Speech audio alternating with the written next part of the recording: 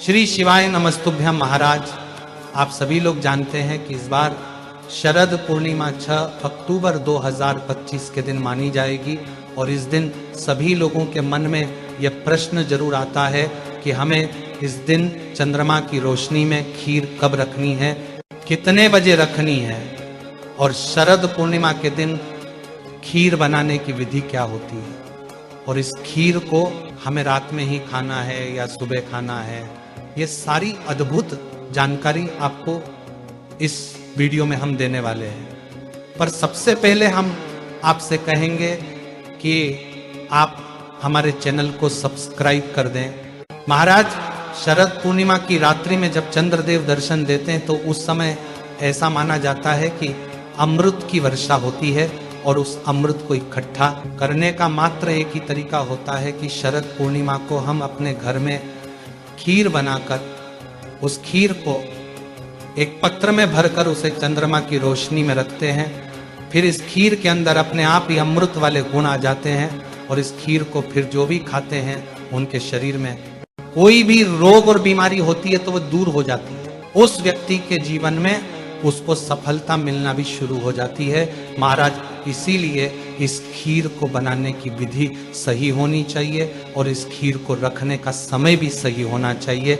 इन दोनों ही बातों का आपको विशेष रूप से ध्यान रखना है। अगर आप लोग भी शरद पूर्णिमा के दिन अपने घर की छत पर या चंद्रमा की रोशनी में खीर रखने वाले हैं तो महाराज, अब हम सबसे पहले ये जानते हैं कि ये खीर आखिर आपको बनाने किस चीज की है।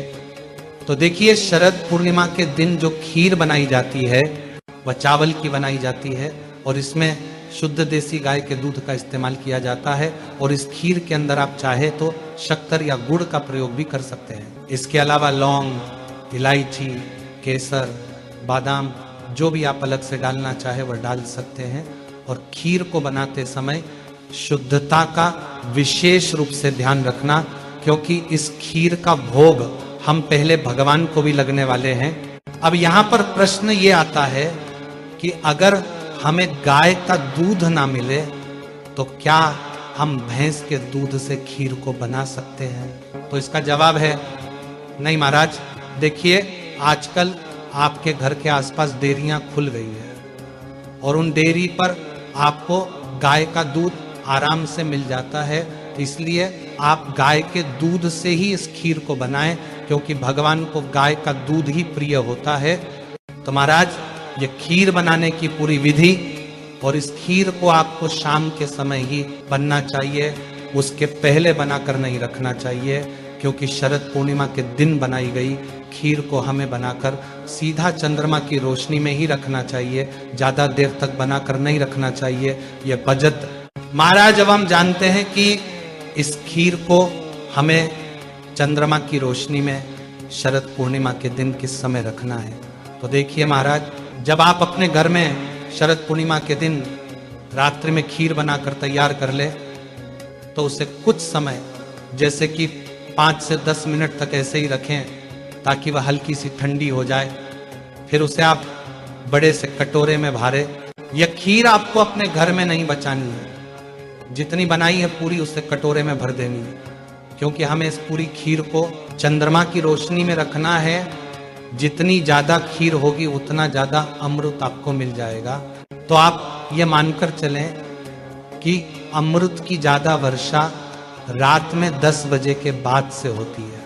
हालांकि ऐसा कुछ समय निश्चित नहीं है, पर 10 बजे के बाद से चंद्रमा की रोशनी अच्छे से पूरी पृथ्वी पर फैलना शुरू हो जाती है। इस वजह से आप अपनी खीर को लगभग शाम को 7-8 बजे बनकर तैयार कर लें और उसके बाद रात्रि में 10 बजे के बाद शरद पूर्णिमा के दिन आप अपनी खीर के कटोरा को बाहर लेकर आ जाए। अब देखिए, यहाँ पर कुछ लोगों के खुद के घर होंगे, कुछ के किराए के घर होंगे, कुछ मल्टीस में रहते होंगे, तो आपको अपने इस खीर के कटोरा को बस ऐसी जगह पर रखना है जहां पर चंद्रमा की रोशनी काफी समय तक रहे। जैसे कि आप अपने घर की छत पर इस खीर के कटोरा को रख सकते हैं या घर के आंगन में भी रख सकते हैं या अपने घर की खिड़की या दरवाजे के पास में भी रख सकते हैं। जहां पर चंद्रमा की रोशनी आ रही हो वैसे इस खीर को चांदी के कटोरे में रखा जाता है। पर अगर आपके पास ये ना हो तो आप अपने घर में जो भी स्टील का कटोरा हो उसके अंदर भी खीर रखकर चंद्रमा की रोशनी में रखते हैं। अब महाराज सबसे जरूरी बात आती है कि शरद पूर्णिमा की रात में चंद्रमा की रोशनी में रखी हुई खीर को हमें कितनी देर रखना है और खीर को कब खाना है। महाराज इस खीर को कम से कम आपको 1 घंटा चंद्रमा की रोशनी में रखना चाहिए। और जो भी लोग पूरी रात भर के लिए इस खीर को चंद्रमा की रोशनी में रख सकते हैं तो और ज्यादा अच्छा है। और जब आप इस खीर को चंद्रमा की रोशनी में रखें तो खुले में आपको नहीं रखना है। इस खीर के कटोरे के ऊपर आप पतला सा जाली वाला कपड़ा ढक दें या कुछ ऐसी व्यवस्था करें जिससे कि चंद्रमा की रोशनी खीर के अंदर जा सके, क्योंकि जाली वाले कपड़े के बीच से आराम से चंद्रमा की रोशनी खीर तक पहुंच जाएगी। क्योंकि अगर अपने खुले में खीर रख दी तो बिल्ली उस खीर को खा जाएगी और फिर आप इस खीर का सेवन नहीं कर पाएंगे। महाराज अब आप इस खीर को 1 घंटे चंद्रमा की रोशनी में रखने के बाद इस खीर का सेवन कर सकते हैं। पर इस खीर को सबसे पहले आपको अपने घर के भगवानों को भोग लगाना है, उसके बाद ही ग्रहण करना है। और जो लोग पूरी रात भर के लिए इस खीर को चंद्रमा की रोशनी में रखने वाले हैं वह सुबह उठकर स्नान करके इसका भोग भगवान को लगाकर फिर इसे ग्रहण करेंगे। और फिर इस खीर के साथ में आप अमृत को भी ग्रहण कर लेंगे। अगर आपको ऐसा डर लगता है कि आप जब इस खीर को चंद्रमा की रोशनी में रखेंगे तो बिल्ली इसे खा जाएगी, तो आप ऐसा करें कि आप मात्र 1 घंटे के लिए चंद्रमा की रोशनी में शरद पूर्णिमा के दिन बैठे और अपने सामने खीर को रख ले और उसकी सुरक्षा करते रहें। क्योंकि इस दिन शरद पूर्णिमा के दिन रात्रि में हमें चंद्रमा की रोशनी में जरूर बैठना चाहिए। इससे हमारे शरीर में जो भी परेशानियां होती है वह ठीक हो जाती है। तो आप इस तरीके से अपनी खीर को सुरक्षित चंद्रमा की रोशनी में रखकर इसको ग्रहण कर सकते हैं।